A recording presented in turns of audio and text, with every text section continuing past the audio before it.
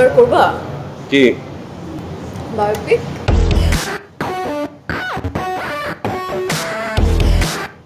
না এখন ধরো অ্যাক্টর মানুষ বায়োপিক করবো কি অসুবিধা আমার যদি ডিরেক্টর বলে যে তোমার বায়োপিক করতে করবো এখন ধরো বায়োপিক করার জন্য তো 3-4 বছর সময় লাগে তুমি পারিশ্রমিক কি দিবা টাকা না প্লট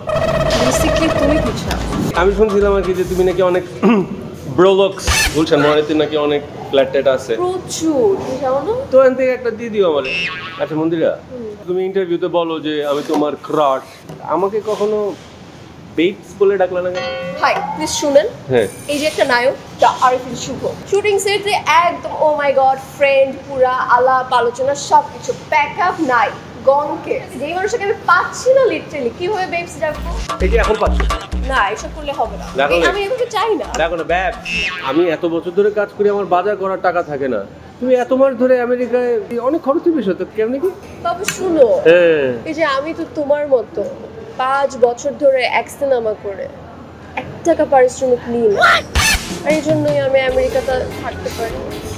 এই কথার মধ্যে না এই যে এগুলো ঢোকাইলে তখন আর ভালো লাগে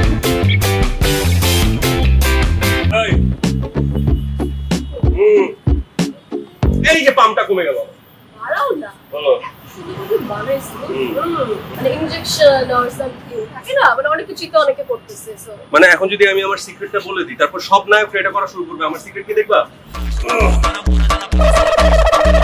তুমি কি নায়িকাদের তুমি তো বড়ি বলিস এই দেখো এখন সব নায়ক এটা এখন ফলো করবে তোকে জীবনে কাউকে ভিডিও টিডিও পাঠাইছো? আমি পাঠাইতে চাই আমার কাছে কেউ চায় না অবশ্য তোমার ভিডিও তো লাগবে না পাঠানো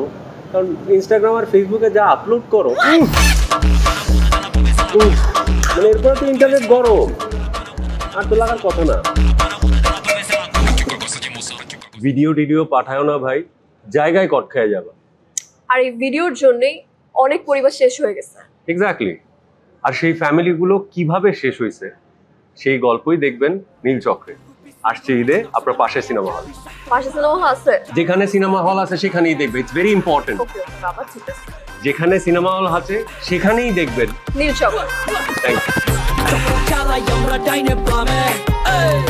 ইউ